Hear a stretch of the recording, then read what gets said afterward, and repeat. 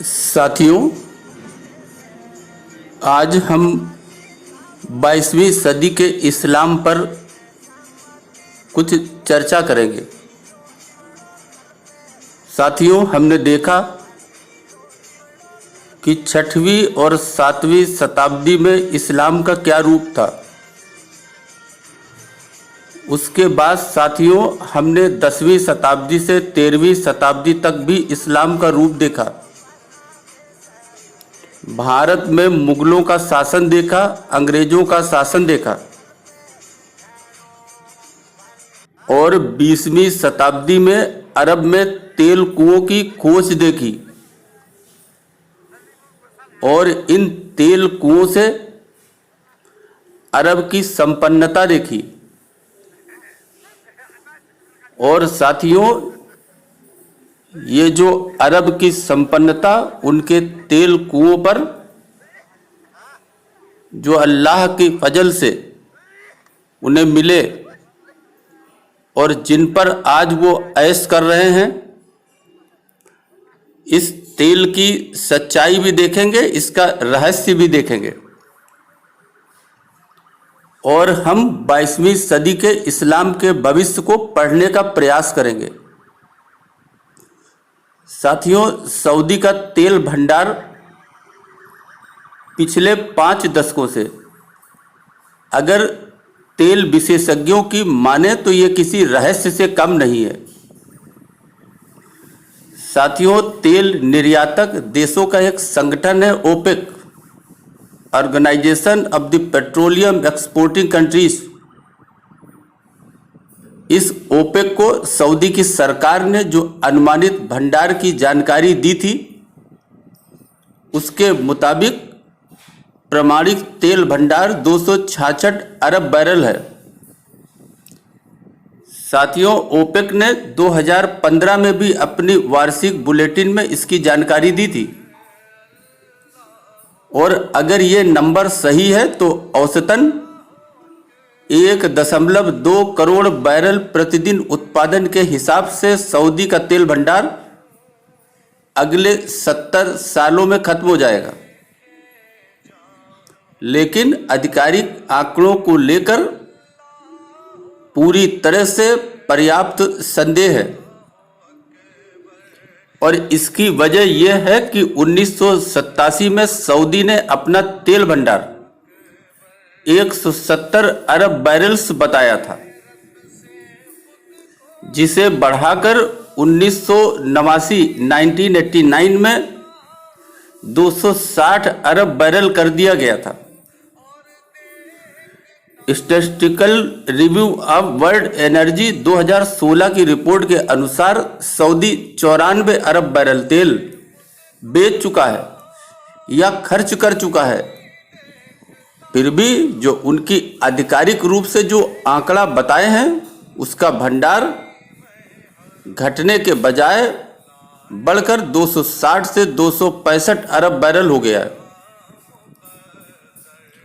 साथियों, ऐसा माना जाता है कि 2030 तक सऊदी अरब में ऐसे हालात बन सकते हैं कि उनके पास निर्यात के लिए तेल ही न बचे। साथियों, सऊदी अरब के भीतर भी वो लोग इस बात को जानते हैं कि उनके देश ने उस दिन के बारे में सोचा ही नहीं कि तेल के बगैर जो पूरी दुनिया का इस्लामिक सेंटर बना हुआ है, उस सऊदी अरब का भविष्य कैसा होगा। साथियों, अरब के अधिकांश देशों जहां से इस्लाम पैदा हुआ, उन्होंने अपने तेल की कमाई को ऐसो आराम में खर्च कर दिया। इसका इस्तेमाल वैज्ञानिक तरक्की, आधुनिक पढ़ाई, आधुनिक औद्योगिक विकास के लिए नहीं किया और इस तरह आने वाली पीढ़ी जो उनकी थी, उसके लिए कोई काम नहीं किया गया। आज पूरी दुनिया में पेट्रोलियम का विकल्प अपनाया जा रहा है। जिसमें आप देखते होंगे इलेक्ट्रिक वाहन, hydrogen, ethanol, solar power, wind power, अनेकों तरीके अपनाए जा रहे हैं। मध्य एशिया से बाहर भी तेल भंडार भी मिले हैं। यही कारण है कि जो मध्य एशिया के अरब देशों के तेल की मांग जो है उसमें कमी हुई है। इसके साथ साथ कुओं से और अधिक गहराई से तेल निकालना लगातार महंगा होता जा रहा है। साथियों, दुनिया से खत्म होती तेल की मांग अरब देशों की आने वाली समय की गंभीर समस्या है। साथियों, आपने इतिहास को पढ़ा होगा और अगर आप इतिहास के आईने में देखें तो एक समय था जब अरब देशों की अर्थव्यवस्था वहां के कबायलियों के द्वारा की जाने वाली लूट के माल पर निर्भर थी। लेकिन साथियों, यह लूट अरब देशों तक ही सीमित था। यहूदियों और ईसाइयों को यहां से पलायन करना पड़ा था और जो वहां रह गए उनमें से अधिकांश को मुसलमान बना दिया गया। लेकिन साथियों, वहां पर जनसंख्या बढ़ी और इस जनसंख्या विस्फोट होने पर अरब के जो मुल्ले थे, इन मुल्लाओं को दूसरे देशों तक अपने लूट के व्यापार को बढ़ाना पड़ा। यह उनकी मजबूरी थी।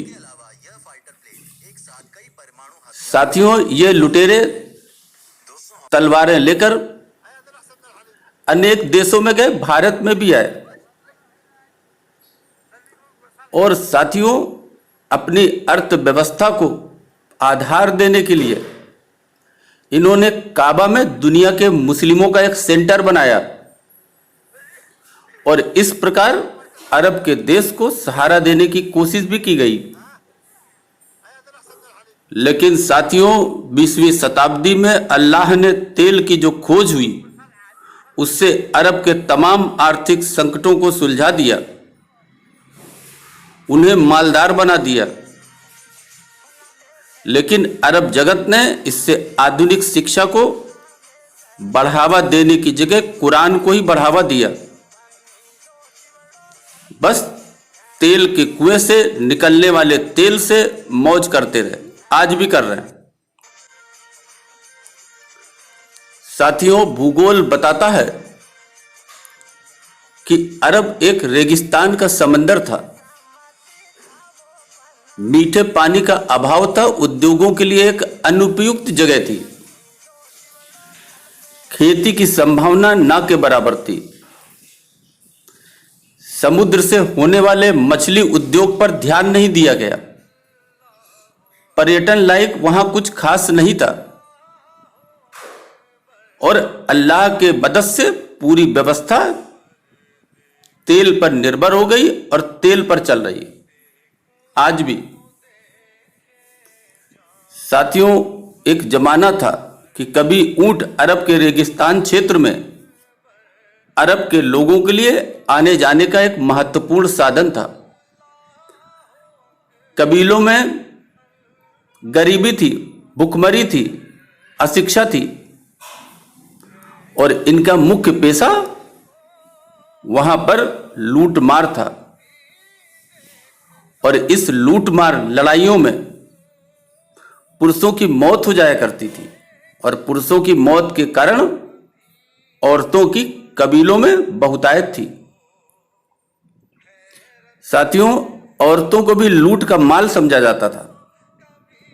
इस लूट में महिला हो, पुरुष हो, बच्चे हो, इनको लूटा जाता था माल की तरह और इन्हें गुलाम बनाया जाता था और इन गुलामों को फिर खरीदा बेचा भी जाता था। इसी के साथ साथियों, ऊंट ऐसा प्राणी है जो बिना पानी के कई दिनों तक रह सकता है और यही कारण है कि वहां ऊंट का ही इस्तेमाल होता था। साथियों, अगर हम इतिहास को कुरान से जोड़े तो कुरान में भी ऊंट का जिक्र मिलता है। इसके अनुसार उकल या उरीना जनजाति के कुछ लोग मदीना, जो सऊदी अरब में है, वहां आए थे और जलवायु उनके अनुरूप नहीं थी। इसलिए पैगंबर ने उन्हें ऊंटों के झुंड में जाने और उनके दूध और पेशाब को अर्थात मूत्र को दवा के रूप में पीने का आदेश दिया। इन लोगों ने ऐसा ही किया और वो स्वस्थ हो गए। ऊंट के मूत्र को दूध में मिलाकर पीने की सदियों से परंपरा चली आ रही है। वहां कुछ लोगों का मानना है कि इसके कई स्वास्थ्य लाभ भी हैं। उन लोगों का कहना है कि ऊंट का पेशाब न सिर्फ स्वस्थ रहने में मदद करता है, बल्कि इसे पीने से HIV, एड्स जैसी बीमारियों का भी इलाज किया जा सकता है। साथियों, दुनिया में दूसरी जगहों पर बचाव के इतने इंतजामात उस दौरान नहीं थे, इसलिए अरब के कबीले आसानी से उनको लूट पाते थे, उनके माल और जमीनों पर कब्जा करते थे, उनकी औरतों, पुरुषों और बच्चों को भी लूटते थे, उन्हें गुलाम बनाते थे और अरब में जाकर बेचा करते थे। यही नहीं साथियों, अपनी जमात के लिए धर्म भी बदलवाते थे। दुनिया के तमाम काफिरों के देश आज गोली, बंदूक, तोप, मिसाइल, जंगी जहाजों से लैस हैं। दुनिया के काफिरों में आधुनिक विज्ञान का विकास हुआ है। काफिरों के देश उद्योगों के विकास से खुशहाल हैं। ऐसी दशा में कुरान की दुनिया में जी रहे तेल के कुओं पर बैठे लोगों के लिए यह संभव नहीं है कि अब वो काफिरों के देशों में तलवारबाजी से उस तरह का लूटमार कर सके, वहां कब्जा कर सके। साथियों, अरबियों ने आज तक विज्ञान और उद्योगों का कोई विकास नहीं किया। उनका पूरा ही ध्यान कुरान और दुनिया में अपनी जमात बढ़ाने में रहा और कहा जाता है कि आज भी इसके लिए तेल की कमाई का एक हिस्सा धर्म परिवर्तन पर भी खर्च करते हैं। इसमें उन्होंने सफलता भी पाई है। लेकिन साथियों, आगे का समय इतना आसान नहीं है। हथियारों की बात हो या जीवन के कोई और साधन, ये कुरान पर ईमान लाने वाले जो मुस्लिम हैं आज काफिरों के सहारे से ही जीवित हैं। साथियों, एक दिन ऐसा आएगा जिस दिन तेल का खेल खत्म हो जाएगा। उस दिन मध्य एशिया के अरब के रेगिस्तान फिर से ऊंटों और गधों पर चलते दिखाई देंगे। दुनिया में कुरान, हदीसों और सुन्नत पर पूरी तरह कायम रहकर कोई मुल्ला, इमाम या खलीफा आज जीवित नहीं रह सकता। कुरान हदीसों में क्या लिखा है, इसकी सच्चाई दुनिया का बच्चा बच्चा जानता है। विज्ञान की तराजू में इनमें लिखी बातों की सच्चाई जग जाहिर है। 21वीं सदी के लोगों को आज मूर्ख बनाना उतना आसान नहीं है जितना 6वीं शताब्दी, 7वीं शताब्दी या 8वीं शताब्दी में हुआ करता था। लेकिन साथियों, अगर बात की जाए तो वैसे भी इस्लाम की 14वीं सदी बीत चुकी है और इस्लाम के मुताबिक इस्लाम की कयामत भी हो चुकी है। और इस तरह से समझा जाए तो आज इस्लाम एक्सपायर हो चुका है। साथियों, जो कुछ भी होगा 22वीं सदी तक आपको दुनिया बदली हुई दिखाई देगी, जहां मजहब के नाम पर सारे झूठ खत्म हो चुके होंगे और सभी लोगों को अपने जीवन जीने के लिए जीवन जीने के सिद्धांतों को अपनाना उनकी मजबूरी हो जाएगी।